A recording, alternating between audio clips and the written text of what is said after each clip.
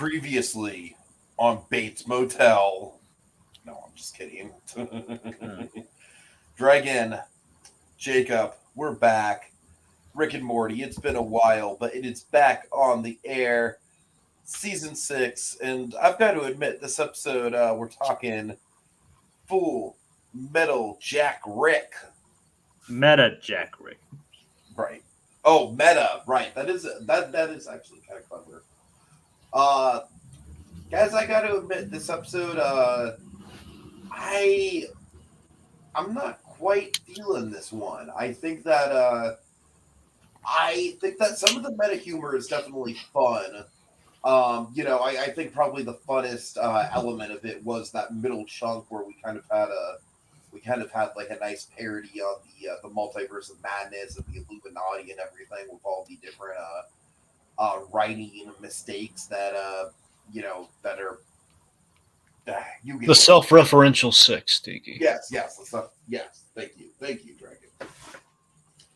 Gotta admit, outside of that, I think that this episode, I feel like, it's kind of I get the vibe that it's trying to be essentially like the Morty's Fine Blowers or the interdimensional cable of the season, and I don't know, I don't quite think it gets there just because I don't really think the foundation of the episode itself is as solid as either of those two premises, the mind blowers or the or interdimensional cable, where with this it's just kind of like, okay, let's just break the fourth wall, go into crazy town.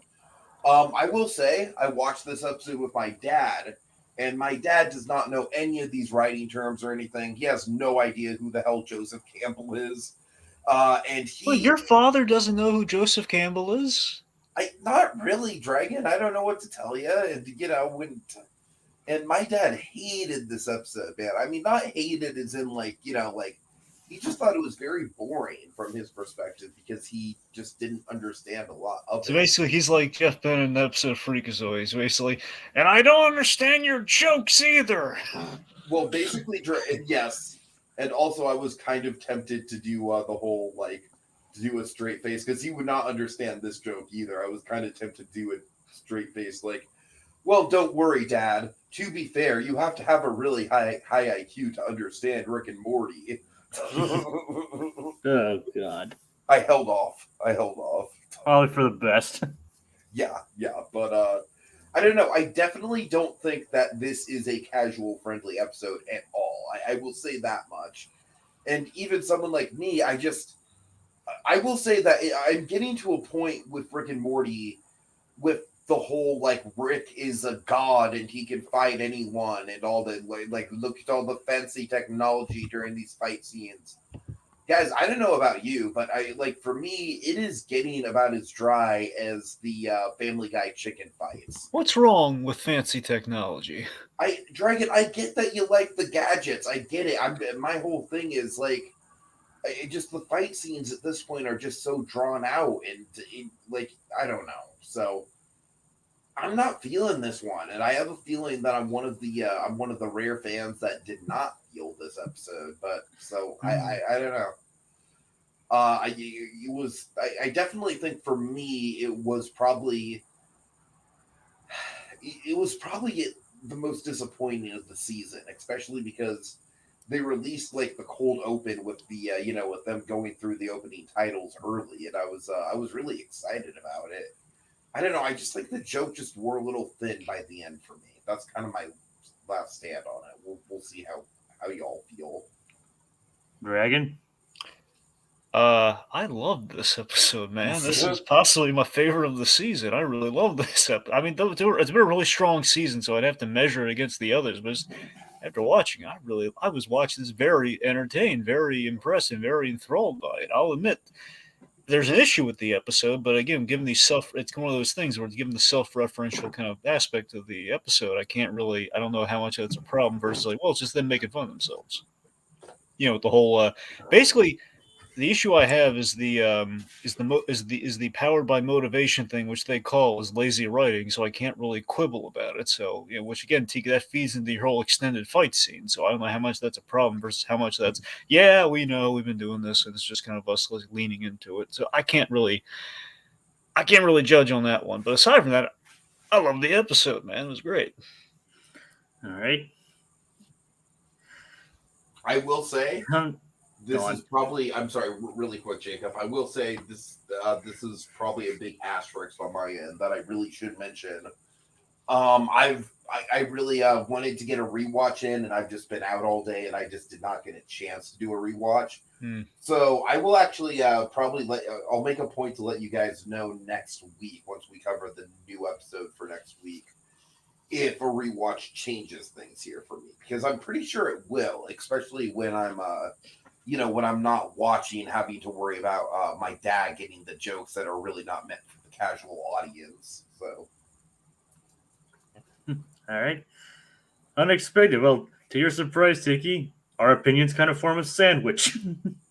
Okay. I mean, like I'm probably not as strongly against it as you are, but it's like sometimes I kind of feel like the nihilism and cynicism almost went too far in this episode when it came to creativity. So basically, Jacob's the bread, but cut in half. Yes. It's like, hey, you want to be creative? Well, don't. That's basically the message I got from this episode. I mean, maybe I'm watching it wrong, but it's just like, hey, kids, you want to try and be creative? Well, it's gonna be nothing but misery. Like that's pretty much the message they were giving. I mean, like very well could have been either unintentional or it could have been, like it could have been an unintentional message, or it could have just been, something they were trying to just say to save their skins in the situation. But it's like I just kind of have an issue with them, like kind of like going against creativity for. Well, it does end on a very cynical gag, to be fair. Yeah, like I said, I thought it was a joke, but then they hammered in the whole Joseph Campbell thing at the end. There's Force Ghost Campbell just like waving him off. Like, no, don't do it. What are you doing? No. I mean, honestly, at that point, I was kind of like, at that point, I was like, muttered like to myself. I was on the bus, so it's kind of I was like, oh, fuck off. Yeah. Who's that crazy guy? Like just kind of lamenting to a screen right now. Yes, basically that'd probably be me.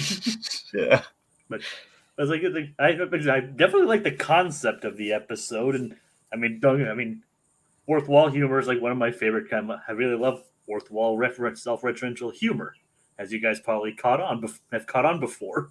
Mm. It's like, and the show does do a good job with it, but. And like constantly talking down on it, like it's like, hey, look at us! It's like, hey, look at us! It's basically a bunch of self-deprecation, but also kind of came across as like an air of superiority for being like yeah, we're talking down self-referentials.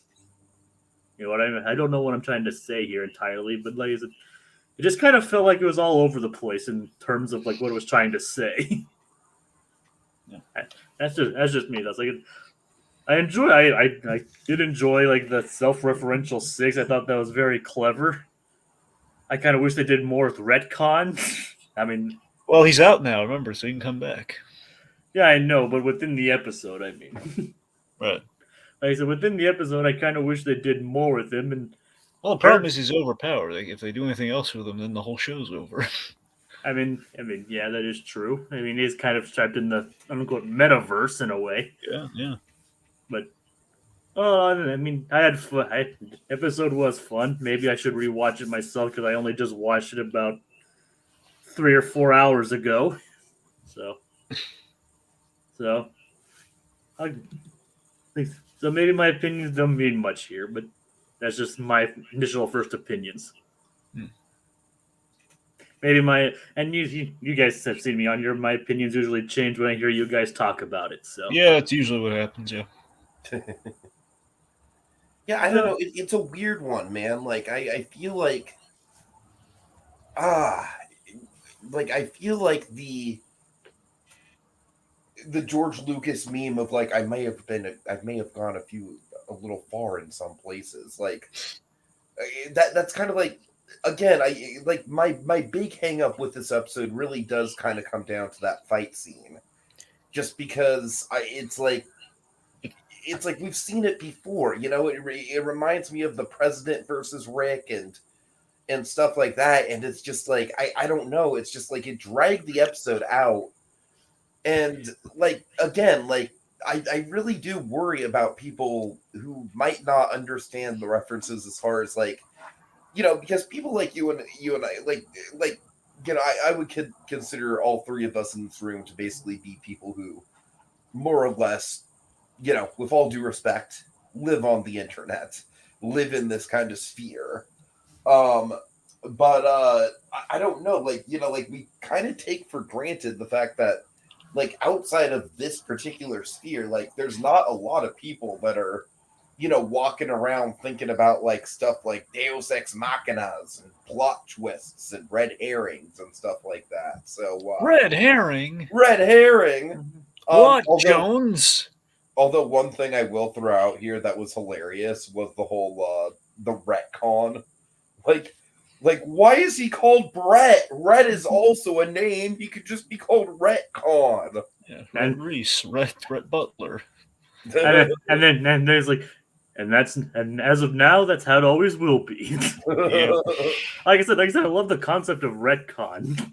Yeah. Like again, I feel like my views of this episode are very much shadowed by having to explain like what a retcon is to my dad. Yeah, I'm sorry, but like I said, my dad is very much not someone who, it's like I'm sure he would understand the concept. Didn't he watch all of Rick and Morty up to this point? What? Didn't he watch all of Rick and Morty up to this point, or no? Did my dad? Yeah.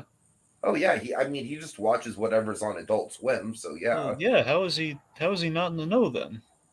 I don't know. It's probably more he's not familiar with the terms. Yeah, that's what I'm saying. He's probably okay. familiar with the concept, just not the actual terminology. Right. And I think that's the problem. I think this episode it really is not going to play well with that crowd at all. And then, like I said, I think for my crowd, for the people who actually are all in on this sort of terminology, I just think that once it gets to the fight scene, it just, Dragon, as you know, it just, for me, it's just kind of like, and they're fighting. Well, okay, look, I'm getting the vibe in the room right they're now. fighting. All right, we get it. It's not fighting. All right. I think the vibe in the room right now is that Act 3 didn't quite do it for you fellas. Yeah, Act 3, it's where I was just kind of like, all right, like, can we please just go back to the jokes now?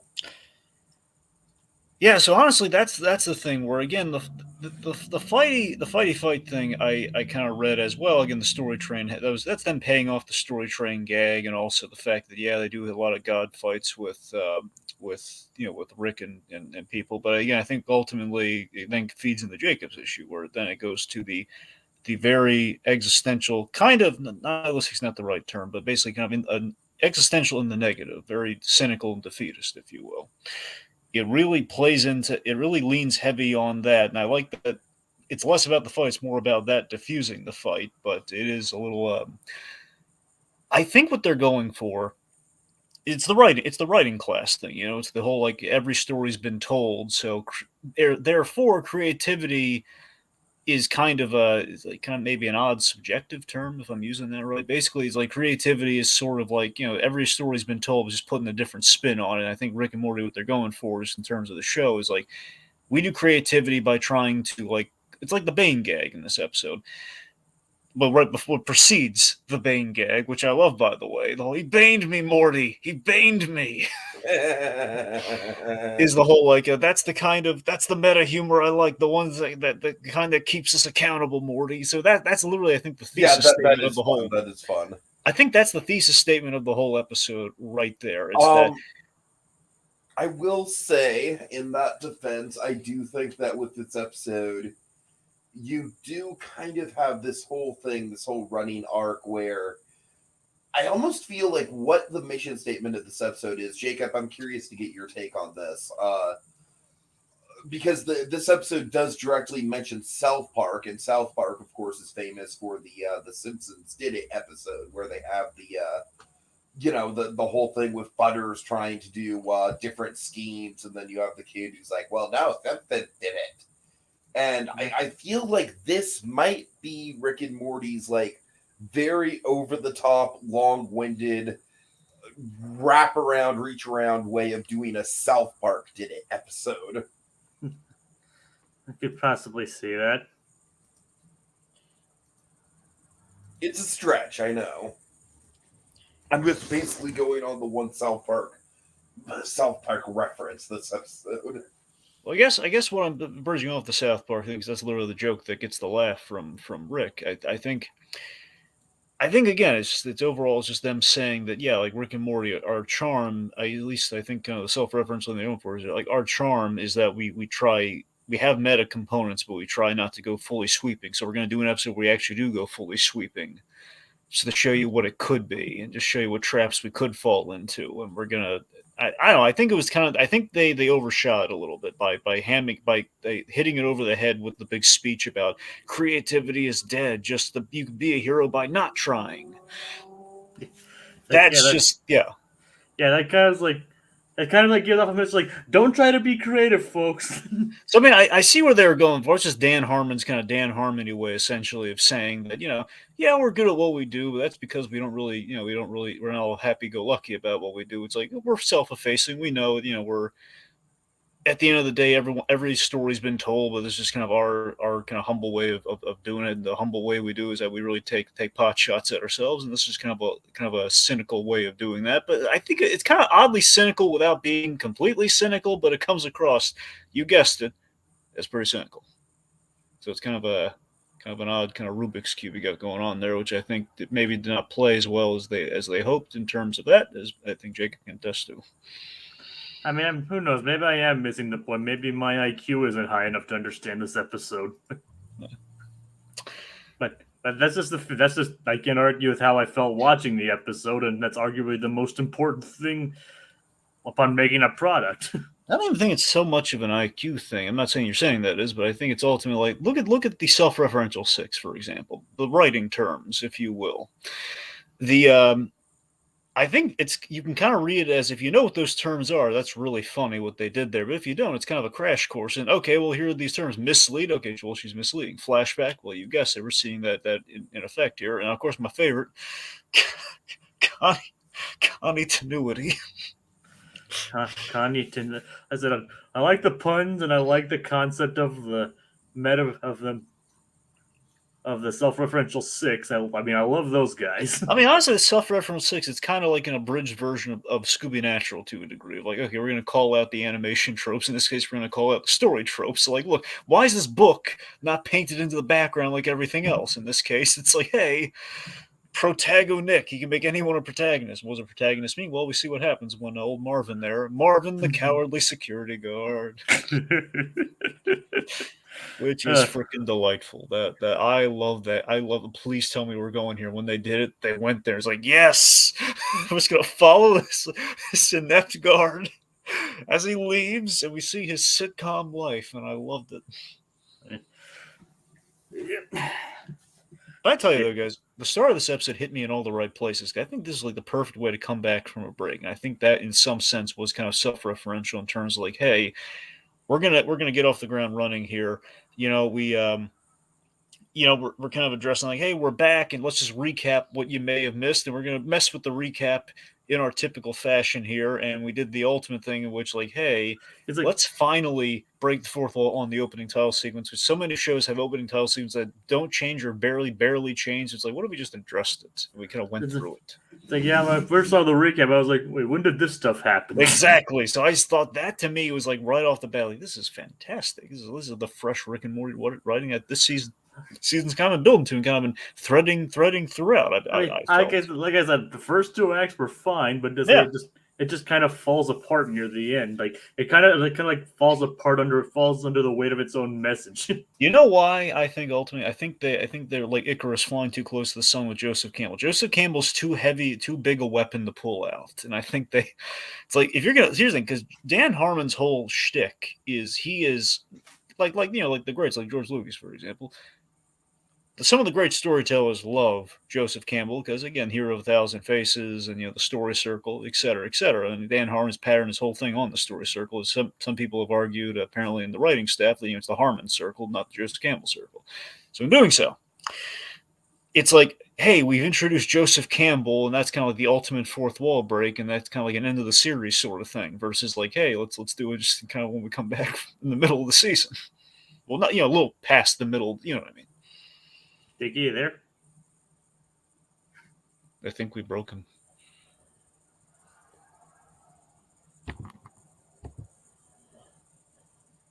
Anyway, yeah. All right. So, but yeah, I mean, in general, though, so I think Jacob, I think that's kind of what it is. I think Campbell may have kind of like shattered the glass, if you will. Yeah, I can see what you mean. Like I do like this. I do like the soup thing though. I know the soup thing it's such a cheap joke, and like Bruce Campbell's done this sort of joke before, but never like to this degree though. Like he's literally making soup, and an old man with soup in every story. Well, no, not every story. Fine. I jumped for a reference.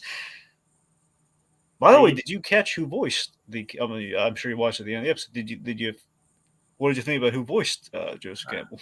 I didn't notice who voiced him. Yeah, Dan Harmon. Huh. So apparently Dan Harmon got the voices here. I thought that was cute. Interesting. I didn't know that while I was watching the episode because I was just like, oh, I wonder what Joseph Campbell sounds like. I wonder if he's doing an impression of Joseph Campbell, just doing an old man voice. I think it's the latter. So, I mean, we fully we did the deep dive with the Citadel train. We kind of dovetailed back to the whole the story train episode with, of course, our main villain, the story conductor, right? Is that what his name Story is? Lord. Story Lord. Yeah. I kept thinking story conductor because he was the conductor of the train. But yes, the Story Lord, voiced by the incomparable Paul Giamatti. Also, we brought back Chris Maloney, so it was very much a reunion of the Story Train episode because you had both Maloney and you had Giamatti, and of course Chris Maloney playing Jesus, and honestly, the coolest freaking version of Jesus you've ever seen in your life. I mean, Christ, that guy's amazing. Was that intentional? Yes. I feel like not as much. But yeah, seriously, I love the previously on of Jesus' life and just seeing, oh man, this guy is awesome. I would watch this show. Maybe that's the point. I know, that's the thing, yeah. I mean, it's a shame he died at the end, but Yeah. Yeah, to be fair, it's kind of Jesus' shtick, though. It's always dying and coming back. But he'll be fine. He'll be fine. As Professor Farnsworth in Futurama says, "Sweet zombie Jesus." I'm not making that up, I swear. Yeah. Oh, what'd you think of the Space Jam joke? Like, I thought it was a pretty interesting one. I don't know if it's like a jab at it or like it's like, or I don't know if they're like making fun of it or what. I think it's just kind of name dropping the fact they were in Space Jam and just saying it's got things worth 10 Space Jam cameos. Yeah, it's the equivalent of 10 Space Jam cameos. It's like, I don't know if that's like them like voicing like, I wish we weren't actually in that movie or something. Well, to be fair, it was at least one of the highlights of that film, but it's probably them saying, yeah, the movie wasn't great, but our cameo was awesome. I think that's ultimately what they're saying. It could be it. Yeah, I'm a betting man. Let's see. Honestly, we had to tone down our language a bit, but it was fun. Yeah. Honestly, I gotta admit, Jacob, when I was watching the episode for the first time, and I imagine anyone who saw like the clip, I did not see a clip. I just went to the episode blind. Whoever watched this, I was delighted to find it because I was thinking the episode is going to open on, hey, we're chasing a random introduced character, previously Leon, to do basically an extended opening credit gag of like, hey, there he is, and then we chase him through the opening credits, and that'll be it, and then the episode's going to start. But no, the fact, like, no, the whole episode is going to be about tracking this guy and all the shenanigans that follow. It's like, oh man, this episode is fantastic. I love this. We're actually doing the full deviation. Nice. Like I said, I did like the. I was like I was watching with captions, so I did see his name was Previous Leon. I was like, that's interesting. Yeah. It's like, like I said, the conceit and overall concept I really enjoy. It's like the kind of thing that this show is known for. Yeah, if only Carlton Cuse could have voiced previously Leon, that would have been the most perfect thing in the world. Never would have happened, but it would have been great. Previously on Bates Motel. Exactly. It would have been just utterly flawless if he had done the voice of previous Leon. I mean, he's not the only one to have done that. No, I know. I'm just saying for the inside joke purposes, for that's been going on with us for years, that would have been delightful. I'm not saying it would have ever occurred to them because it's a very niche joke, but yeah. Yeah. Let's see. And Yeah. isn't Carlton Cuse more of a writer anyway? Well, showrunner, writer, and technically he's in like the occasional cameo role. So I don't know, he's kind of a man of many hats, including the previously on. So let's see. Oh, so with the self-referential six, we already mentioned a number of them with mislead, flashback, Connie, and Retcon. yes, protagonist, but also Mr. Twist. We got to have Mr. Twist. Yeah, Mr. Twist was interesting. I loved the smash cut grenades so much. I love that idea. It's like he pulled the grenade when Morty pulled the grenades with his teeth. He's like, "Oh, me!" And I love Morty's. I think that one of the great lines he has in the episode is, "I'm adapting. I'm adaptive." Yeah, I'm adapting. yeah. Oh my god! And of course, he calls into the he calls out the whole Bretcon thing as we went through. But yeah, I love like Bretcon is just so terrifying because the whole like coffee always killed you and splashing the coffee on her and melting her, and you were born without bones. And the universe is this whole building is an orange, and the whole building, oh my god, turns into an orange. This whole facility is an orange. And then you never see him again. This is a random aside here. Don't you think this is like Francis Ford Coppola's like nightmare or like his hallucination? The whole facility turns into an orange. Why Francis Ford Coppola? Yeah, remember in The Godfather, the orange is like the symbol of death in The Godfather. Seriously, he's got a hang up on oranges. I didn't necessarily connect that to Coppola, but sure. I'm just saying in general, oranges are this thing in The Godfather, and even Breaking Bad adopted that symbol a couple times. All right. It's a little film gag. Keep in mind, it's been a while since I've seen The Godfather. Fair enough. I thought it was kind of entrenched in. Okay. So, let's see. I mean, I think of several things, when I think of Godfather, I think of several things before oranges. Like cannolis. Like cannolis, yes. Yep. Leave the gun, take the cannolis. Not ice cream, but cannolis. But to be fair, the cannoli is kind of a step removed from the ice cream because you can freeze them. Well, you can put them in the freezer. That is a fair point. Well, actually, more like not the freezer, it's the fridge. Point being, you can put it in. You make them cold. There's the obligatory ice cream reference. Yeah, well, it's cream, so it's close enough. That's like it's cold and it's cream. It's not Cold Stone, but the next step. It's got to become our self-reference. Yeah. Yep. Gotta hold that infinity cones. We gotta somehow get the rights to infinity cones and open it. Yeah. Yep. All right, so let's see. Oh, I love when Rick and Morty get called effing Back to the Future ripoffs when they do their plan to use previous Leon to escape their current predicament. Yeah. Speaking of which, Jacob, do you have any thoughts on that, given the thumbnail has been chosen? No, I just basically went with this thumbnail in particular just because it would be a weird image out of context. Ah, gotcha. I thought maybe. I mean, it's an old guy drenched in soup, Rick and Morty with beards. Morty is pregnant, and there's a random fly in a sweater. Yeah. What about my beard and unborn child? Yeah, I basically just went with it because it'd be an eye-catching, out-of-context image. Yeah. I mean, but mainly, and also because it was like one of the funniest bits in the episode. I mean, we don't get to. It's not explained why it's happened because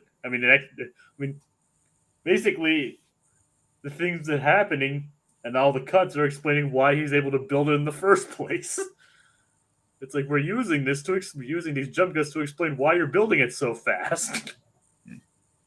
But like I said, I do like the cleverness of that aspect. Yep. Sorry about that.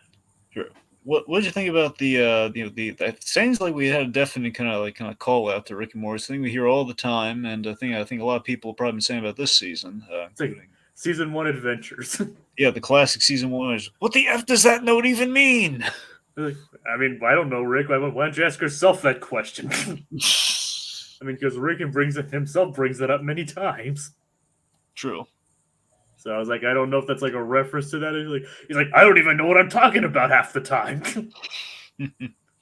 I doubt that, but yeah. Then of course that led us to Act 3, which again I think just the fact that the villain's looking for motivation because of his lazy writer who created him, which I don't know. Again, I'm of two minds, because that basically just gets us into an action sequence to basically give kind of an explosive looking third act and to pay off the whole like two old guys, with abs fighting each other. Yep. Which again is what the story train episode had, which is why it's in there. But again, it is kind of becoming a thing of Rick and Morty. But again, more so, it's just the fact that it's I don't know. It just feels like the whole like making him it's less the fight that bothers me. It's more the fact of, because of the whole motivation thing, he becomes kind of bulletproof with low energy. Feels like that's a little much. It's like he's more meta proof. I think force fields are always kind of a double edged sword. Honestly, anytime they're used, because then it just kind of takes away like the stakes of like, well, I mean, he can't get hurt. It's not like unless you're like Luke Cage or Superman, that it really doesn't work. It's like, and it's not their invulnerability and everything that makes them compelling. Yeah, sure, but it's a thing where you take like an average guy and you give him like essentially bulletproof armor, and I don't know, it feels one sided. I don't know. It's always kind of like an odd crutch to use sometimes. Not saying it's absolutely using it as a crutch. I'm saying on principle, anytime you have a force field fight. I mean, that's entirely Rick's thing. I mean, we kind of expect that from Rick at this point, but at the point, like, and yes, it's basically all for the sake of comedy and the story first and foremost. It's like, I'll give you an example. But like I said, at that point, it's kind of like ruining the stakes, like especially since they reestablished portal travel. Yeah. Honestly, and this is not. Honestly, I'm kind of detracting just very moderately here. Look at BVS, for example. BVS with Doomsday, when we turn him into like a disc detective, there's that annoying thing where, okay, Superman fighting Doomsday, yeah, he looks a little odd, but still it's Doomsday. So okay, you have him fighting Doomsday, and that's all fine and dandy. And then, of course, what does Doomsday do? Something he never did before, but doing a Superman 4 on him practically, where he basically, he explodes with like a little plasma ball you'd find in like Spencer's or something. It's like big old energy bomb that we don't need, which makes him like pretty much he's too dangerous, he's too overpowered. Like Doomsday, why are you? So again, not exactly the same thing here, but just the fact of like we've taken like an ordinarily compelling fight and then like a John Wick fight, if you will, and we then added like this extra layer of like, and because of literal plot armor, he is motivation, which still doesn't really track and make sense. He's very unbeatable. And then he saps motivation from everyone in the universe. Yeah, which again, that honestly, Jacob, that's ultimately again, that's where we're basically, again, possibly intentionally or not, it's we're just going to run out of like we've gone too over the audience's heads on that one. Motivation, it matters, right? Well, no, and even if you're saying it doesn't matter, why are we doing anything about this whole zapping motivation thing if this is what our payoff's going to be? It's like you got to register. You know what?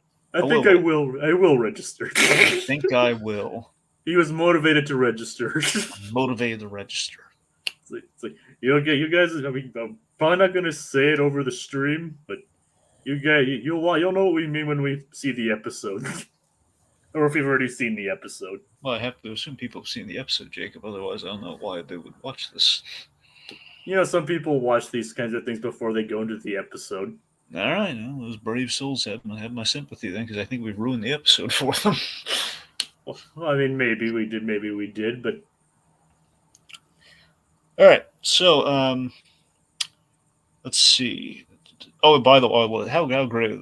This is kind of a funny joke here. When we actually kill the story lord there, and he's in his dying moments, his creator says like, "You killed me." Like, no, I've like you failed me. No, I failed you. It's like that's exactly what he said, right? As he snuffs him out with With the the Rick doll. badly licensed Rick doll. It's a Joseph Campbell also says to kill him with this. I love that they called out during the fight the hair colors wrong. I don't think always kind of bothers me in universe, so I love that we called it out here. So I love that joke in the midst of this fight. It's like it's better made than this. Yeah. Or something along those lines. I don't remember. Right. But yeah, it's like Rick with dark blue hair. Yep. And of course, Watch them now actually make that in reality. well, now they probably will.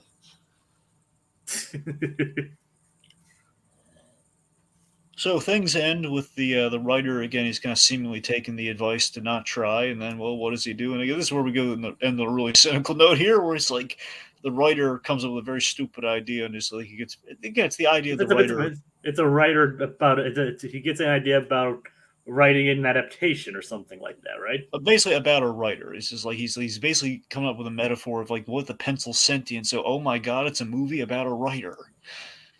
So it almost reminds me of the movie adaptation.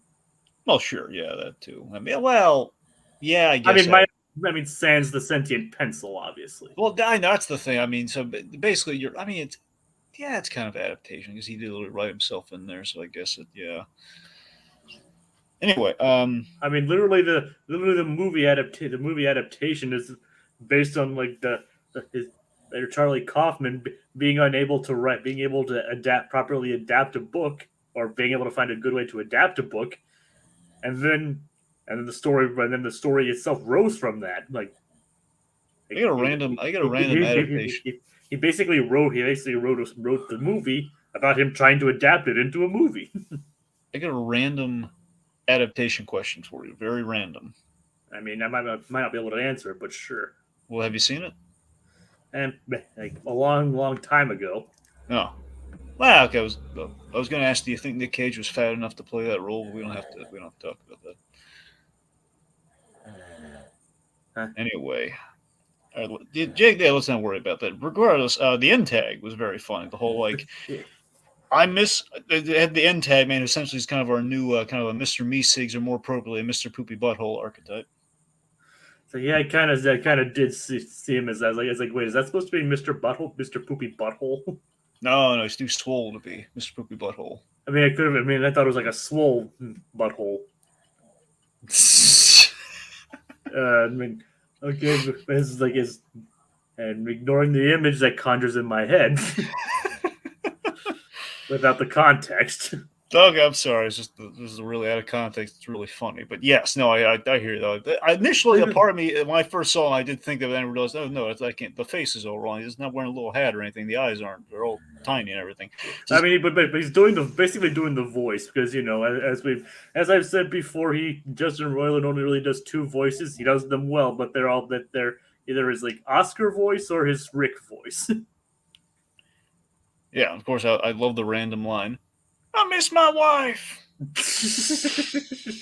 Like that's kind of one thing that made me think it was actually like a small Mr. Poopy Butthole. Yeah, Mr. Poopy Butthole was married with a kid, and I forget if he's with his wife. I assumed he's still with his wife, but I have to check. I don't know. Yeah, like I said, I have no idea. Yeah. All right, Jacob, let's wrap this puppy up. What do you say? Hey, sounds good. Yeah. Like I said, overall, I think that it was a fun. There were good moments in the episode, and honestly, my opinion hasn't overall changed much, but maybe it would on a rewatch.